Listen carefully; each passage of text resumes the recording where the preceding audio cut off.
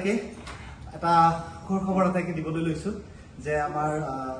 ভাৰত চৰকাৰে ইতিমধ্যে যুদ্ধবিৰতি ঘোষণা আৰু তাৰ আলোচনাত্মক দিশত আগবাঢ়িম বুলি ৰাইজক জনাইছে তেওঁলোকৰ অফিচিয়েল ব্ৰডকাষ্ট ইনফৰমেশ্যনৰ যিটো পেজ আছে তাৰ পৰা আৰু টুইটাৰ হেণ্ডেল যোগেও বিভিন্ন খবৰ পাইছোঁ আৰু আমি আটাইতকৈ চাগে সুখী মানুহ এইখিনি মুহূৰ্তত আৰু আপোনালোকো নিশ্চয় সুখী হ'ব আমি এই ভাৰতৰ এক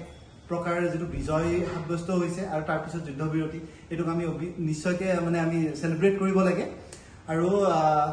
যোৱাকালি আমাৰ কেছটো নগেন চিনেমাখনৰ আচলতে আমি আমাৰ দৰ্শনীসমূহ ৰখাই দিছিলোঁ দৰ্শনীসমূহ সাময়িকভাৱে বাতিল কৰিছিলোঁ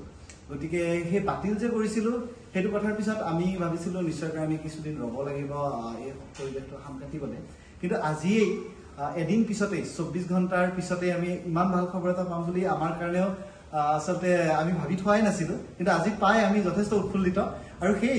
উৎফুল্লিত মনেৰে আপোনালোককো আচলতে আমি হেৰি জনাবলৈ বিচাৰিছোঁ যে অহাকালি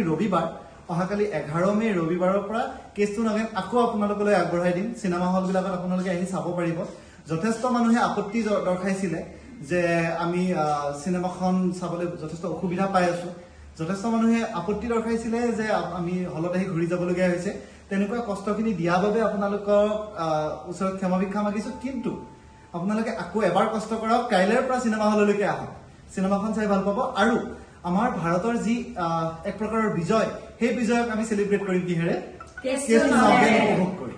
আপোনালোকক আমি জনাব বিচাৰো যে আটাইতকৈ প্ৰথমে জয় হিন্দ আৰু প্ৰতিজন জোৱানলৈ চৰকাৰৰ তৰফৰ পৰা যিমান পৰিস্থিতি সাপেক্ষে যেনেকুৱা ধৰণৰ ষ্টেপ লোৱা হ'ল সেই প্ৰত্যেকটো ষ্টেপত আন ভাৰতীয়সকলৰ দৰে কেছটো নগেনৰ প্ৰতিজন পৰিয়ালৰ সদস্য আছিল আৰু সেয়েহে আমি কৈছিলো যে দেশ প্ৰথম আমি চিনেমা বনোৱা মানুহ কিন্তু তাতকৈ আগত আমি ভাৰতীয় আৰু সেই অনুসাৰে দেশ মাতৃৰ প্ৰেমৰ বাবে যিসকল শ্বহীদ হ'ল তেওঁলোকলৈ আমি আমাৰ তৰফৰ পৰা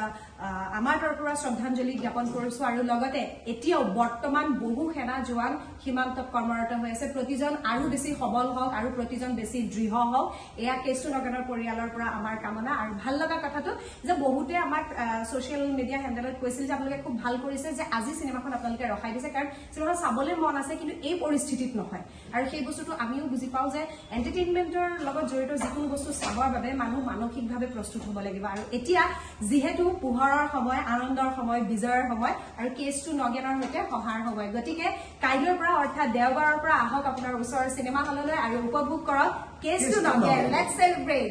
Let's celebrate it. Jai Hind. Jai Hind.